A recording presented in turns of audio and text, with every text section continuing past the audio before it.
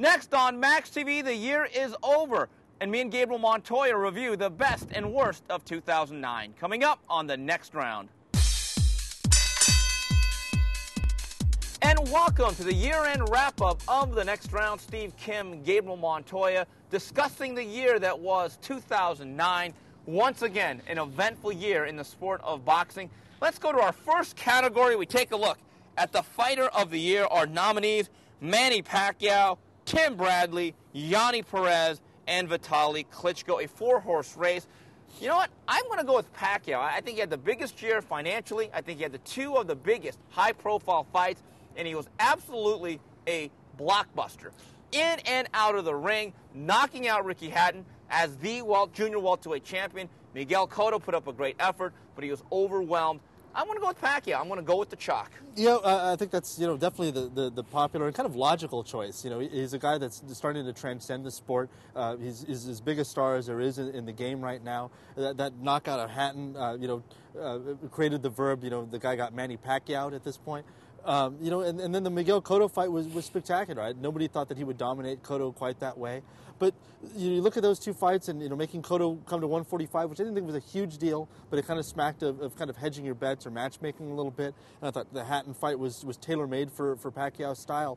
I'm going to go the other way. I like Tim Bradley personally. I think he fought three harder opponents in a sense. We saw him kind of grow up against Kendall Holt, fight through adversity, get knocked down. And fight through that, and then get a hard-fought decision. Then he kind of ran Nate Campbell out of the ring, made him cry about the decision there to end the fight on a headbutt. And then we saw an absolute masterful performance against Lamont Peterson, where Bradley showed all of his skills, showed that he's a superior fighter, and arguably one of the pound-for-pound fighters in this sport. For me, the Fighter of the Year, rather than somebody that transcended the sport like Pacquiao did and made a ton of money, is got to be Tim Bradley. Yeah, Tim Bradley's certainly an interesting choice, and I think a guy, you take away Manny Pacquiao, a guy whose recent run really says to you pound for pound, this is what a prize fighter should be.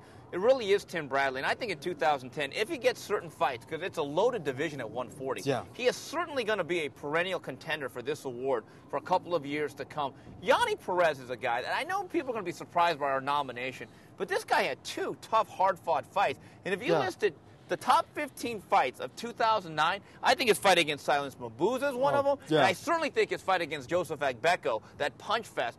Yanni Perez, at the very least, has become not only a bantamweight champion, but must-see TV. Absolutely must-see TV. I mean, that Agbeko fight was unbelievable. I watched it a few times. Just the amount of punches those guys throw, the heart that he showed, and be able to pull it out in a fight like that through using just enough boxing and just heart, grit, and determination. Yeah, he's definitely, I have no problem with him being nominated. And I know some people will be aghast that Vitaly Klitschko is actually on this list, but you know what? You take a look at effectiveness and you throw out excitement. The bottom line is this is a heavyweight champion who fights 3 times a year. He stays active. How many rounds did he lose this year? I think he may have fought about, 25 to 30 rounds? Gabe, you could make a strong argument. He did not lose a single round. In many respects, he did the John Drysdale. Very, very long scoreless streak. Yeah, absolutely. I mean, he's one of those guys, you look at him, and, the heavyweights usually get thrown out of the pound-for-pound picture. But he's a guy with his particular style, his attributes.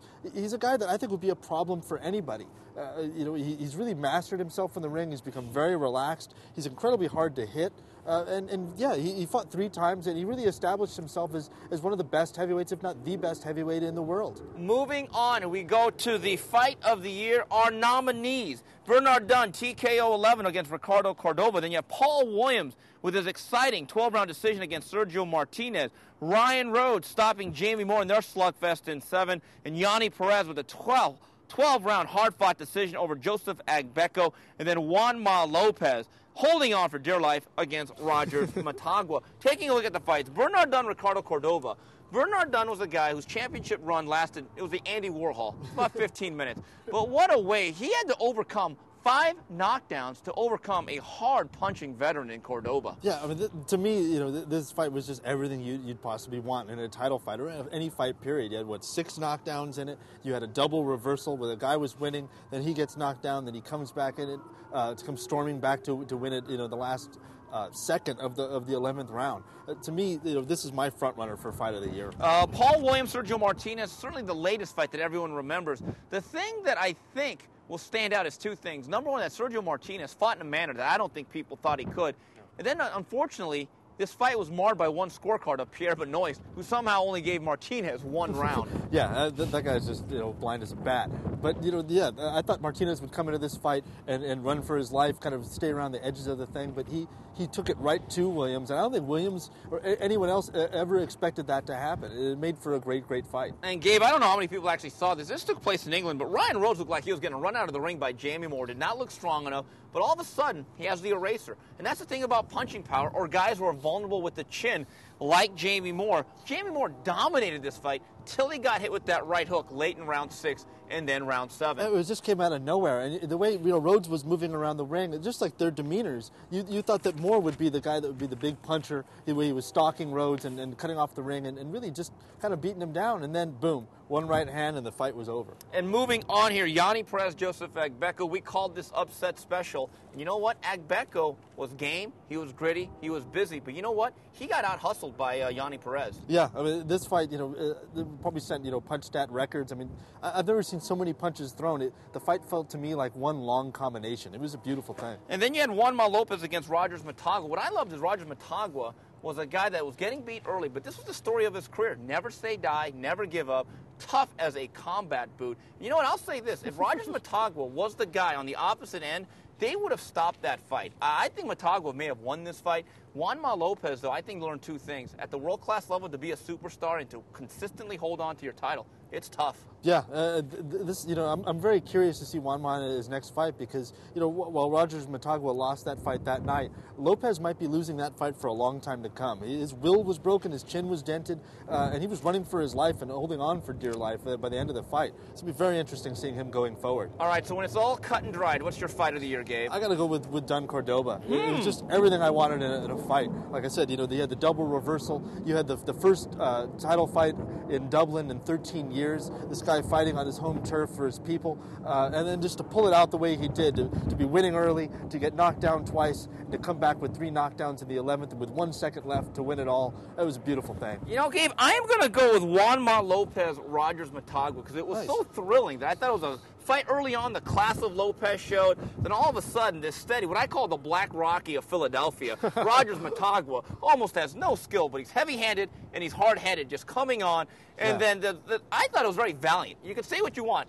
Juanma Lopez may have looked vulnerable at the end, but I thought he showed a lot of courage hanging on those last six minutes the way he did to eke out a decision. Moving on, the year-end review on the next round. Gabriel Montoya, Steve Kim taking a look back at the year's best. For the knockout of the year, let's go through our nominations. Danny Green stopping Roy Jones in 1. And then Manny Pacquiao starching Ricky Hatton in 2 with the big left hand. Then Randall Bailey with the huge right hand, stopping Cesar Figueroa in 4. Then he had Lucien Bute stopping the ever-tough Labrado Andrade in 4 with the single body shot. Danny Green, I think, should get an eternal thank you from real boxing fans who are sick of Roy Jones and did not want to see that long overdue rematch with Bernard Hopkins. The Green Machine, on behalf of all boxing fans, thank you. Yeah, absolutely. Looking at the Jones-Hopkins rematch on the horizon, it was like being at a bar and seeing a girl that's not that quite attractive, and you're like, man, I'm going to have to take you home, aren't I? I'm going to be stuck with you. And, luckily, a truck came along and ran that thing over, and we don't have to see it anymore.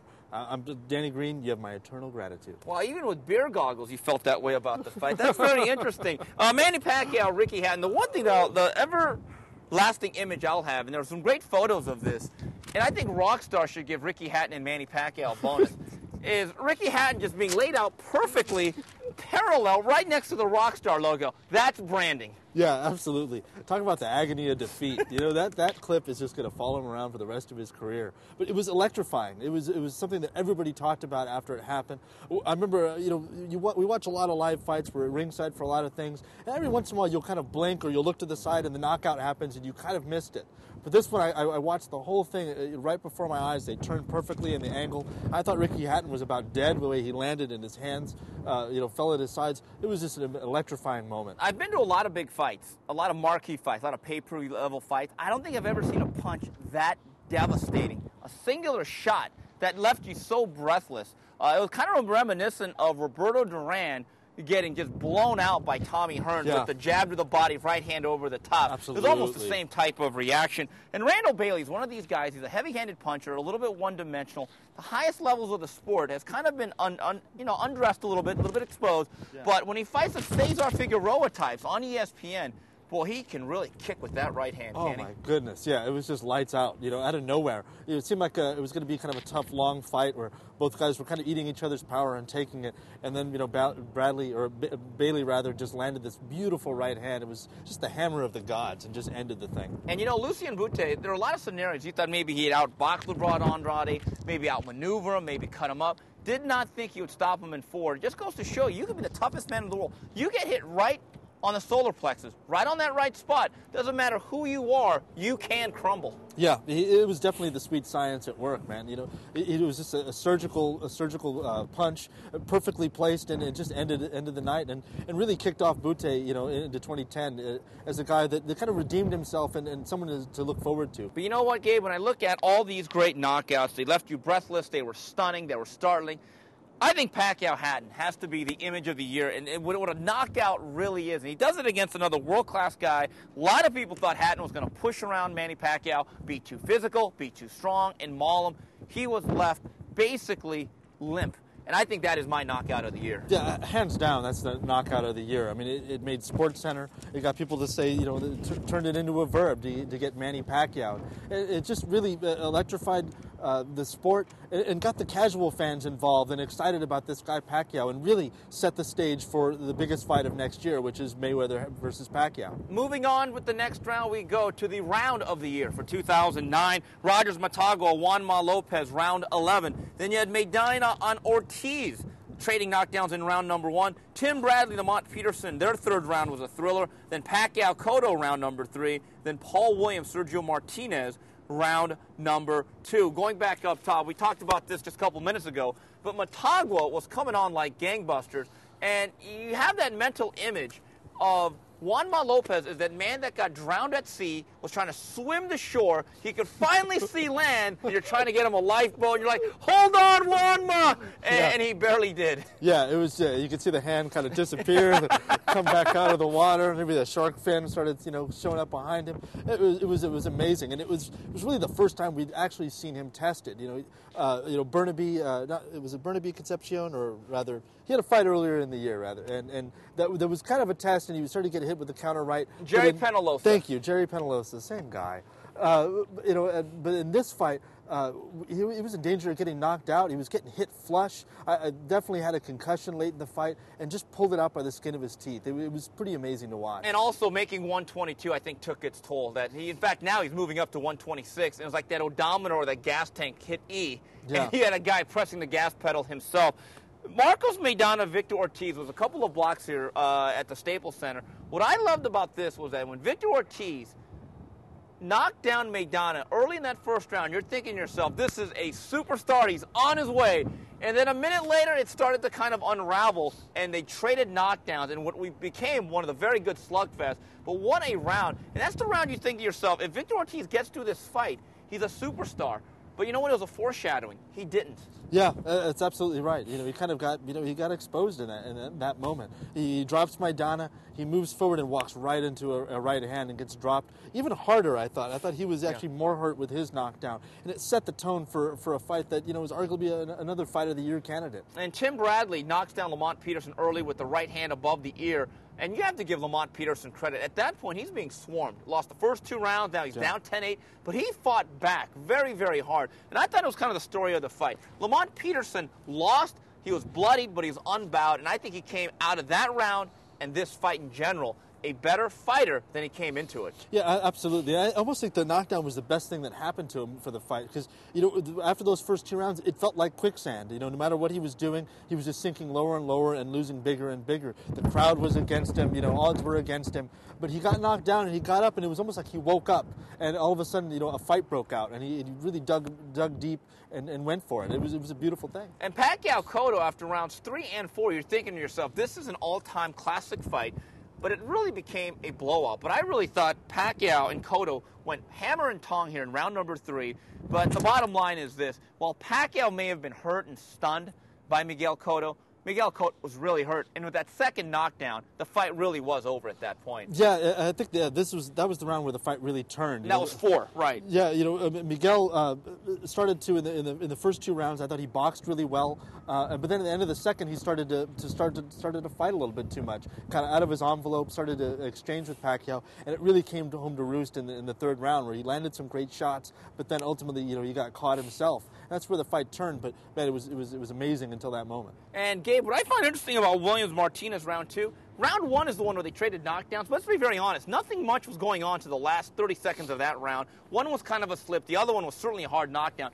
But round number 2, the way these guys went back and forth let you know this is not your average fight between 2 tall, lanky southpaws. No, after that, yeah, but they came back out for the second round, and both were looking to establish control, establish the jab, and they just kind of eschewed that and just started going for it in a way that nobody had really expected. It was a fun fight to watch, and really from that moment on, the fight really took off. All right, Gabe, 5 very good candidates, and we also were going to list Juan Manuel Marquez, Juan Diaz, round number 2. That just missed the cut. What is your round of the year? I think Ortiz-Maidana round 1. For me, it was supposed to be a showcase fight for Victor Ortiz, and until he got knocked down himself, it was looking that way. He was going to run away with it. Nobody really knew who Marcos Maidana was, and when with that knockdown, he signaled his arrival in the sport and really set the tone for an amazing fight. I'm going to go with Pacquiao Cotto 3, and this was a close one. Bradley Peterson spoke to me. Motagua Lopez is certainly one of my favorite fights, but I'm going to go with that one, round number 3, Pacquiao Cotto, because at that stage, you still didn't know how that fight was going. It was in question, and when you see a smaller guy knock down the natural welterweight, and that natural welterweight coming back with his own leather, you still thought to yourself, wow, is Cotto too big for Manny even after that round? I'm going to shade that one. We come back, we wrap it up here on the next round.